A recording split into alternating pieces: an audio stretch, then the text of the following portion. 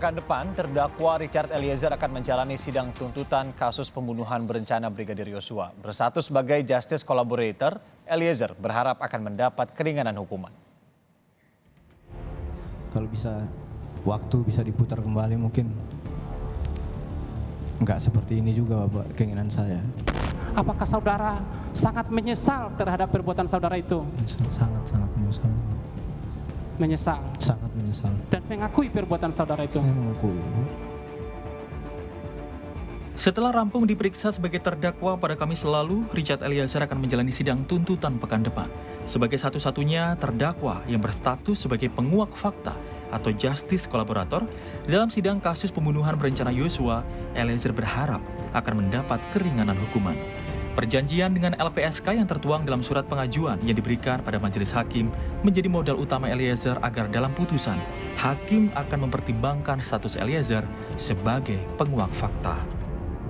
Beberapa waktu yang lalu sudah memasukkan surat untuk penetapan terdakwa Richard Eliezer sebagai justice collaborator majelis agar kami mohonkan penetapannya karena dalam rangka. Jadi kami memberi tanggapan pada permohonan dari penasihat hukum atas diri terdakwa. Itu penetapan atau itu akan kami pertimbangkan satu kesatuan menjadi dalam putusan nanti. Di dalam putusan ya? Iya. Baik, Kita tapi akan sebelumnya memang kami sudah ada perjanjian dengan LPSK, itu nanti kita akan. Iya betul, sampaikan itu tetap kepada. kami pertimbangkan semuanya di dalam putusan, jadi itu menjadi satu kesatuan. Baik majelis, terima kasih. Ya, konsistensi Eliezer dalam mengungkap sejumlah fakta di persidangan diyakini Lembaga Perlindungan Saksi dan Korban (LPSK) sebagai bahan pertimbangan utama hakim untuk memberi putusan yang jauh lebih ringan dibandingkan terdakwa lainnya. Wakil Ketua LPSK Edwin Partogi bahkan menyebut hakim memiliki kesan baik terhadap Eliezer yang tidak pernah disebut pembohong maupun berbelit-belit saat bersaksi, tidak seperti para terdakwa lainnya. Ya, dalam undang-undang memang sudah disebutkan dalam undang-undang perlindungan saksi dan korban, undang-undang 31/2014 pasal 10 ayat 4 itu disebutkan bahwa dia dituntut ringan. Ya, jadi memang ada salah satu reward yang diberikan oleh negara yang dicantumkan dalam undang-undang itu justice collaborator atau saksi pelaku jenis bersama itu dituntut ringan. Ya, dan hakim sendiri termasuk yang mendapatkan manfaat dari keberadaan status justice collaborator dari Baradae yang membuat terang perkara ini, yang membuat dari proses penyidikan dan proses persidangan di mana para pihak lainnya dianggap tidak kooperatif. Salah satu pengakuan Eliezer yang konsisten adalah soal perintah Ferdy Sambo yang memintanya untuk membunuh Yosua. Pengakuan ini menjadi penting di saat Sambo mengklaim tidak pernah memerintahkan Eliezer membunuh Yosua, melainkan hanya memberi perintah untuk menghajar Yosua. Baru dia bilang, memang kurang ajar anak itu.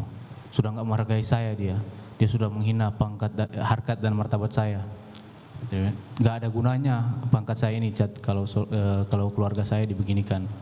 Terus dia bilang ke saya, memang harus dikasih mati anak itu. Itu dia merapat begini ke saya, yang mulia. Baru dia lihat ke saya, nanti kamu yang bunuh Yosua ya. Dia bilang ke saya, kalau kamu yang bunuh, nanti saya yang jaga kamu. Tapi kalau saya yang bunuh, nggak ada yang jaga kita lagi, Chat. Saya pada saat itu cuma jawab, siapa Pak? Perintah saudara terdakwa Ferdy Sambo saat itu bunuh, bukan hajar. Bukan, yang mulia. Sementara itu, jelang sidang tuntutan, orang tua Eliezer menyerahkan sepenuhnya hasil persidangan kepada hakim. Sang ibu yakin putusan hakim adalah yang terbaik bagi Eliezer. Kami tidak mengharapkan apa yang berlebihan, tetapi kami selalu mengharapkan yang terbaik dari Tuhan. Apa yang Tuhan berikan, apa nanti hasilnya, itu yang terbaik dari Tuhan. Itu harapan dari kami berdua sebagai orang tua. Richard Eliezer akan menjalani sidang tuntutan Rabu pekan depan. Berbekal rekomendasi LPSK, nasib Eliezer kini sepenuhnya ada di tangan hakim. Tim Liputan, Kompas TV.